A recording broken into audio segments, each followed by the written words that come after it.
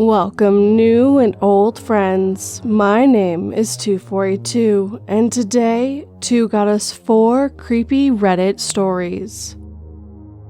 So, turn off your lights, make sure your doors and windows are locked. Things are about to get spooky.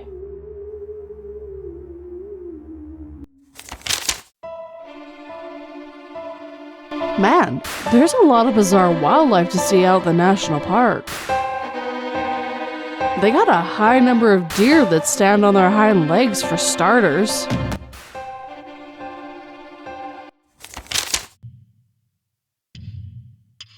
Creepy Men at Work by Tangerinesally. I posted other creepy encounters on here before, but I've had another experience I want to share. I worked as a bank teller as a female 20. Noticed a guy around my age who'd also come in with an older man. They'd come in to do their banking and would try to have a conversation with me.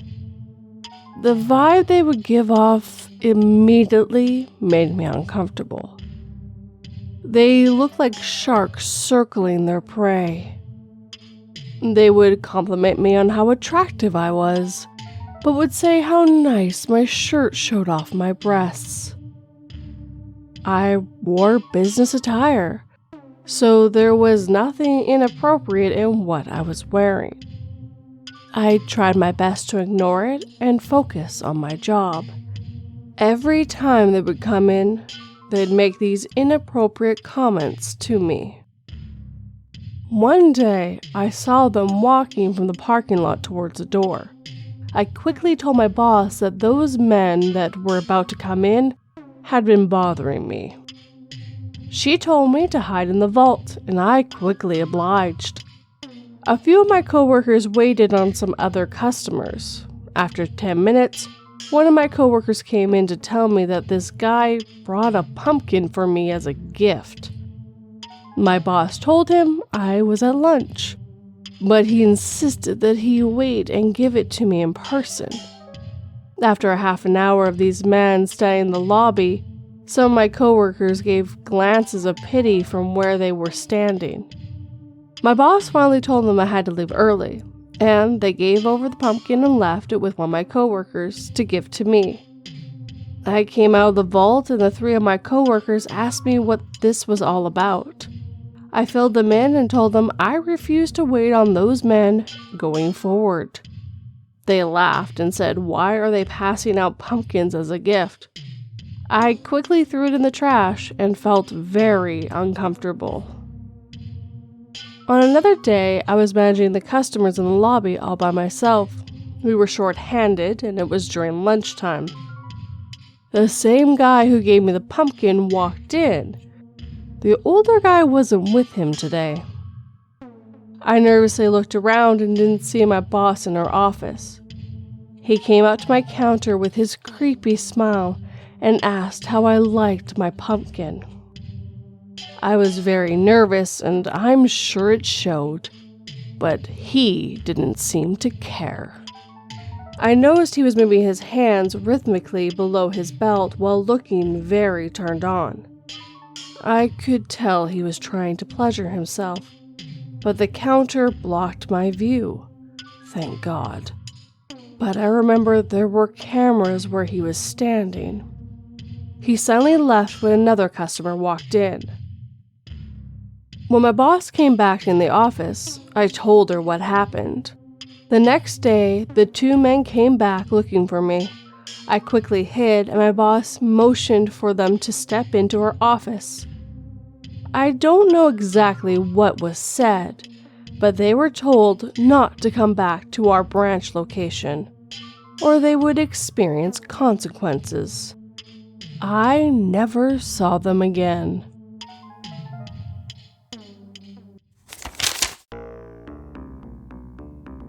They always said my grandpa looked just like me when he was my age. The police say that's how the victims were able to identify him after all these years.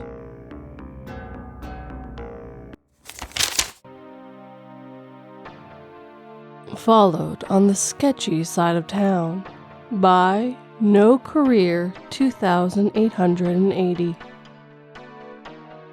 I've been on this sub for a couple of years now.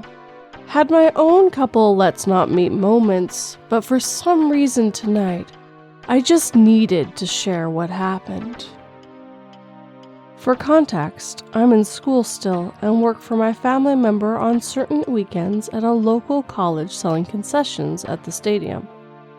It's about a once to twice a month, and the stadium is off towards the edge of town. It's Friday night, and I had just gotten out of school and had to go straight to work. I got to work for 4 hours, half shift tonight, and my boss, my aunt, tells me we need some spoons for tomorrow's event.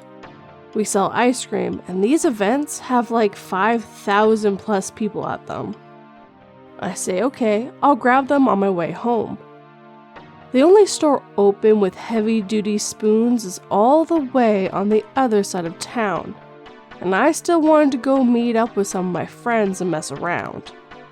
I decided to take the faster but more sketchy way, around the outskirts of town.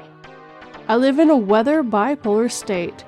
It snowed last night, but I figured the roads would be fine enough even if they weren't plowed. I take off to the store, and the first 5 minutes go by, and nothing's wrong. I haven't seen a single car or any buildings the entire time, but keep in mind it's approaching 9 p.m., and I'm on the outskirts of town. And no one really takes this way unless they really have to. All of a sudden, I see something in the corner of my eye, and it looks like a man. Roughly 5'8", I'd say, wearing shorts, t-shirt, and a backwards hat. He's in the ditch, walking in snow, when it's like 10 degrees out. My first thought is to pull over, but I'm on the phone with my mom at the time, and she warns me not to, as some things have happened before in this town. Example, a couple of years ago, a college girl was kidnapped and found dead rolled up in a rug in 2014. I considered stopping, but for some reason, I tell myself not to. I wasn't really worried about anything. I'm a young dude driving a big pickup truck.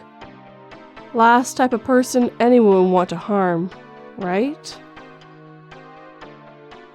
I passed the man, going about 40 miles per hour. Like I said, roads aren't the best. I drive not even 500 feet past him, and immediately, a car that I did not see at all before turning on, and pulls out of a field entrance off the road and starts to follow me. At first, I thought I was just focused on the man in the ditch and didn't see a road, and that's where they came from. But I later found out there was no road there. Now again, I'm not super worried. I've watched my fair share of crime movies and read plenty of stories on this sub, and I didn't feel it was a threat yet. I started to approach the town again and have to take some turns to get where I'm going. I turn left, the car turns left. I turn right, car turns right. I go around a roundabout and skip my turn and go twice as no one else was in there. The car follows. At this point, I start to worry a little. But maybe they just need to get to the store also? I then pull up to a stop sign. I wasn't on the best side of town either, may I add. And I turned without my turn signal. The car follows. Now, at this point, I should have went straight to the police station, but I still didn't think much of it. I'm 2 miles from the store, where plenty of people will be. I take a few more turns, and the car continues to follow me. I completely blew a stop sign at a non-busy intersection, and the car does a quick stop and go and catches straight up. At this point, I'm 2 turns to the store, so I'm still not worried. I turn to the store, and the car turns also. The store also has a gas station, so I pull there first and act like I was getting gas. The car sits off to the side of the road, in between the gas station and the store, and just sits there. I wait about 10 minutes and the car doesn't move. At this point, I start to get worried. I'm a young kid alone at night near the bad side of town. I call my friends I'm supposed to meet up with later on and give them the license plate for the worst case scenario, and then take off to the store. I cross the street, and the car comes straight behind me. I'm freaking out on the phone, not knowing if I should call the cops or not. I go and park as close as possible to the store, and the car parks 3 rows behind me and a couple down. It's getting late at this point, and the store is closing soon. There's only a couple others in the lot. I turn my truck back on and go park on the complete opposite side of the lot. Get out, and I completely bolt inside the store. I'm not super overweight, but I'm not skinny either. I'm about 6'1" and 200 pounds. Who would want anything to do with me? I get the spoons, take my time in the store, and I go to call my friends to walk back outside, but my phone is dead. I look out the sliding doors, and suddenly there's a white van next to my driver's side. Looks like there's no one in it, but the back windows are covered and it's running. Big red flag. I run to customer service and explain everything, but they think I'm some young kid messing around. At the time, I didn't see the original followed car, but no way in hell am I going outside with that van next to my truck. After waiting what seemed like hours, but was really 30 minutes, the van pulls forward and the original car appears from the other side of the building. You can see from the in-store Starbucks window them talking, and they both drive off.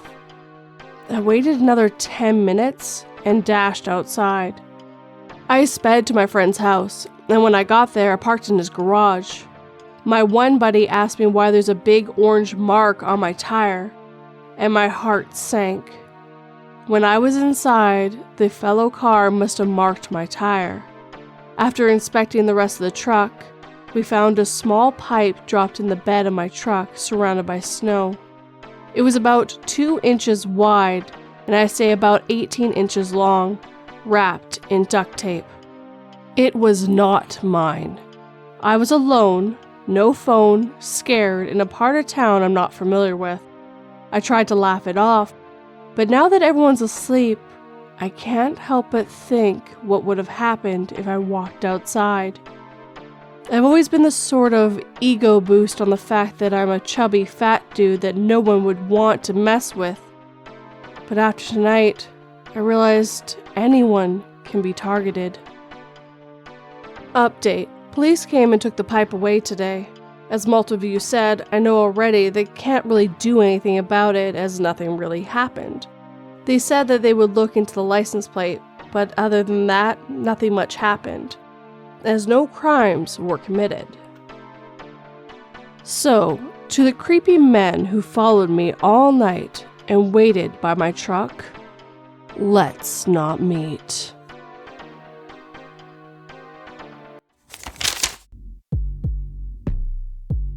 Tom poked my favorite pair of trousers full of holes when we were children, and laughed when I swore revenge. Well, now we're both astronauts on the International Space Station, and he's about to have a very nasty surprise when he goes out spacewalking.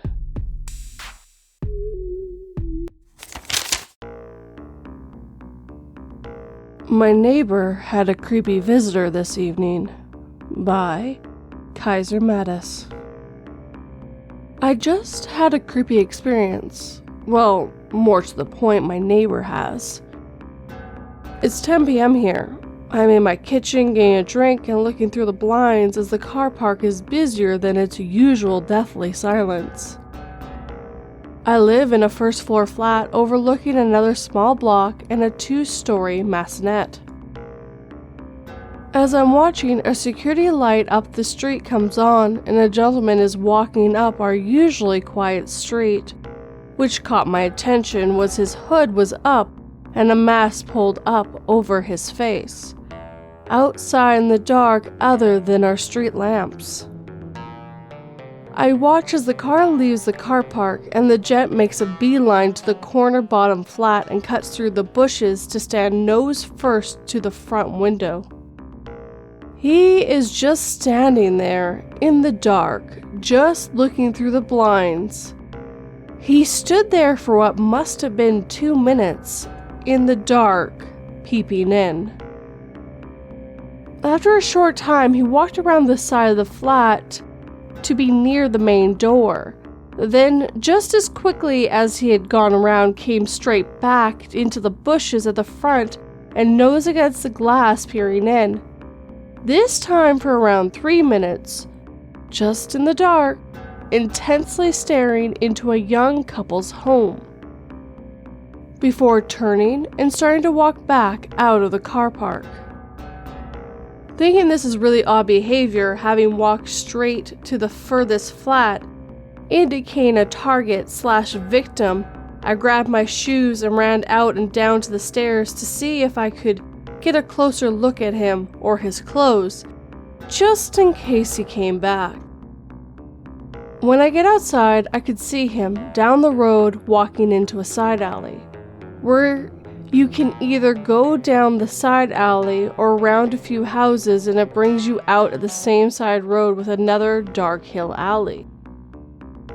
I ran the opposite way to him and turned the corner as he was going down the secondary alley, proceeding to follow him down the steep side way. I saw him turn the corner, but in the 20 feet distance he had over me, by the time I turned the corner, he was gone. Must have hopped a fence or hid. He was nowhere to be seen. I ran back to my car park, jumped in my car, and drove around the block a couple of times, with no luck of seeing him. Overall, a very odd experience and super stalker-like behavior. I did let my neighbors know they had a peeping visitor, by the way, and left my car facing the open car park so my dash cam can run just in case. Also made sense when I knocked on the door why he came back around from the side so quick. Be assured the kitchen window blind was up. He has returned once again, standing in the flower bed peering in the window. He hid down behind the bushes when a neighbor's car came home, and then went back to leaning in.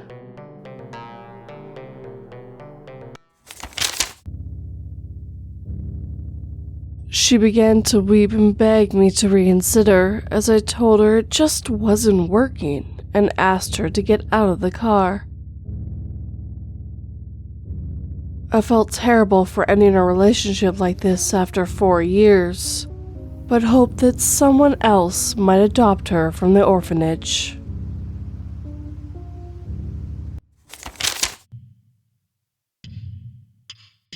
The Creepy Coworker by hanjooni. This is my first time posting here, and this event happened in 2018. I worked at SeaTac Airport, which I still think is probably the smallest international airport I have ever seen. The airport was so small that your workstation almost forces you to work alongside other jobs. In this case, I worked in sales, and we were stationed next to the wheelchair lane, which usually had one wheelchair pusher in the lane. Now keep in mind, I was only 19 when this incident happened. I would say I'm a sweet person who goes out of my way to start conversations with people that look bored since I work night shifts at the airport. There was practically nobody flying, and there would be more workers than passengers. Therefore, we met Mike, around the age of 20 to 23. Mike was one of the wheelchair pushers who looked completely out of it, zoned out and didn't seem non-talkative. Me and Mike work side by side in lanes. He usually come to give the person in the wheelchair lane a lunch break, and then proceed to go back to pushing people in wheelchairs throughout the airport. The 30 minutes we saw each other every day was completely awkward and quiet, until one day he overheard me and a coworker's conversation about depression. He prompted up in his chair and goes, "Yeah, I agree with your depression sucks." That's when I realized, oh man, the kid doesn't just look depressed, but he probably is. Now, I don't know how that small interaction changed our perspective on Mike.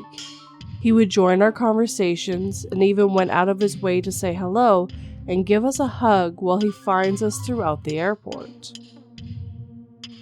One day my lead suggested me and Mike should go out for tacos since we both kept complaining how nothing was open late at night and we were always hungry. Now, we've known Mike for almost a month now, and his depression-filled body started filling with joy every time we would find out we were stationed next to each other. At this rate, we were laughing it off, saying no way. It would be too weird if we went alone together. I was currently single and was no way attracted or interested in Mike like that. He then looked at me and said, "I actually know this amazing Mexican spot that's nearby if you are actually really hungry. They serve the best fish tacos." Now, knowing the fat ass I am, I didn't decline. I loved eating late at night, and Mike never gave me strange danger vibes. I agreed, because I don't see the harm in going out to get tacos before I sleep. We exchanged our numbers, and I head home before him since I clocked out an hour before he does. Now, when I arrived home, I was getting dressed to go eat out, and the plan was just to meet up at the spot since the Mexican spot ended up being only 5 minutes away from my house. I get a text from Mike saying he wanted to pick me up. I kept refusing because I just finally got my driver's license and the place was only 5 minutes away from my home. After almost 40 minutes of us insisting how we were going to get there, I finally gave in to have him pick me up, which I would later regret. Now, I was a big girl, like we're in the 200 zone, compared to Mike, who was very thin and short, so I wasn't worried if he attempted anything with me. I told him to pick me up along the street down because I didn't really want him to know where I exactly lived just yet. His beat-up trash Toyota pulled up, and we headed to the Mexican spot. We got our food, and it was amazing that we went for seconds. We have a good talk watching the soap opera on TV.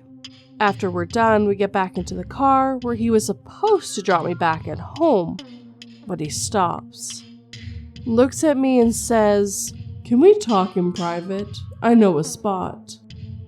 I kindly refused and told him it's already 2 a.m. and we should get back home, and he says, "I know it's late, but I just have a lot going on in my life and you're the only person that really hung out with me like this."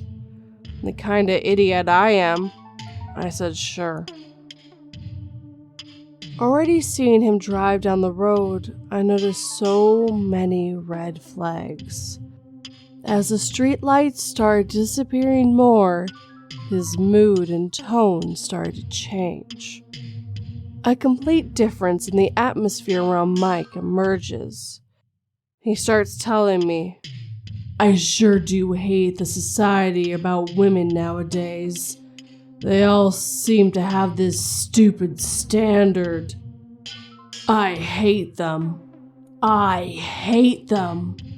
And I'm like, did I just find a woman hater? Mike never seemed like a gay guy to me. He just started to seem every time he attempted to talk to women, they blatantly reject him. And me, a woman, is now a dummy he's projecting all his female hate talk to. I was actually too stunned to speak because He became a whole different person during that drive. We arrived at an abandoned skate park in the middle of God knows where. He tells me to get out. I listened. And here we are at 2 a.m. sitting on cold concrete in freezing temperatures. He goes on. He tells me how he hates women and how he would lie to his passengers he takes on his wheelchairs, and tells them that he's from the UK and speaks in a British accent. I was so overwhelmed. Like, what the F was happening right now? He then talks to me in a British accent from there on. How he would give his life up for God, and God was the only thing keeping him chained down. He looked me dead in the eyes and says, God would want me to castrate myself since he doesn't want me touching or being near female creatures for my safety. I was completely quiet for the whole time, confused, questioning myself how much of a fool I was to even think that I thought this guy liked me. I was completely wrong. After 30 minutes, I was getting cold since this female creature I was anemic. I told him I would like to go home now, and he says, no, and proceeds to talk in a British accent about how God is coming to rescue him. I felt like I was living in a movie because I can't believe what was even happening. After he noticed I started shaking my leg, he then says, I guess we can proceed back to the car. We get back to his car and a miracle happens. My Asian mother calls me. I was expecting her to scream at me, asking me where I was and to come home like she usually does. But this time, she says in a calm voice, where are you? In Vietnamese. And I tell her I'm out getting food with a coworker, and she says, okay, have fun, and hangs up.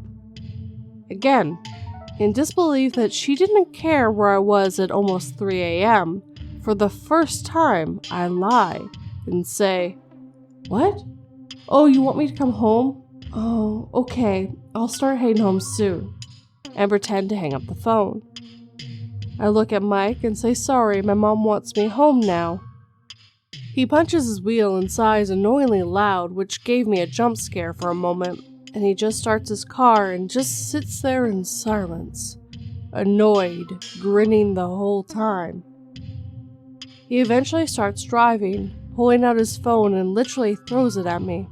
Open it, he says, already exhausted and still not believing everything that was happening.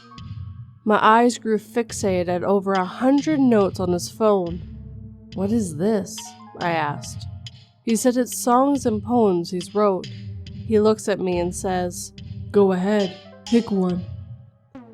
I don't quite remember what the notes said. The only key words I saw was betrayal and women that stood out. He goes, that one. Would you like for me to sing it to you? I straight up said no, but he continued to sing it for me, and the worst part is, he sang it in a British accent. The whole drive was him singing to me in a British accent how God's plan is to stray him from the human race so he can overcome himself. I was zoned out the whole car trip. It all didn't feel real. My sense of danger getting lower due to how exhausted I was, and how I was listening to how this man wanted to eradicate the female species off the face of the earth, and how our judgment day was coming. He dropped me off on my street, and had the audacity to say, I had such a lovely time with you, darling. I slammed his door shut and ran down the street before he had a chance to start up his car. After the incident, I ignored his messages, which he texted me 2 pages long on how sorry and how he believed God was here to put us together. How my Asianness was the only thing holding him back to committing real love to me. I stood in the back of my station to avoid talking to him. he would follow me back into my break room, and thankfully, my manager was there and yelled at him to piss off before he called security. He later got the hint that I was not interested, but continued to stare down every second he was in the same station with me. Thankfully, during that time I found a second job and my whole schedule was changed, and I never had to see him at work again. I saw him at the Target once, but quickly went back to my car before he had a chance to walk up to me. I later found out Mike was living on one of my lesbian coworkers' couches. I told her everything he said and did, and she was completely shocked. She never saw Mike like that. He was just very quiet and would crack a joke here and there. I advised her she should keep an eye on him. She thanked me for the relay of all the information, and eventually he was forced to move out later in the month. So, Mike, darling, let's never ever meet again.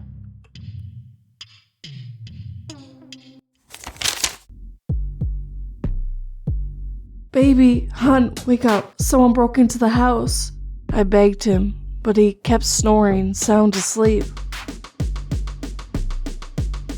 Normal people can't listen to ghosts. Even if they desperately tried to warn their former partner, the killer is back to finish what they started.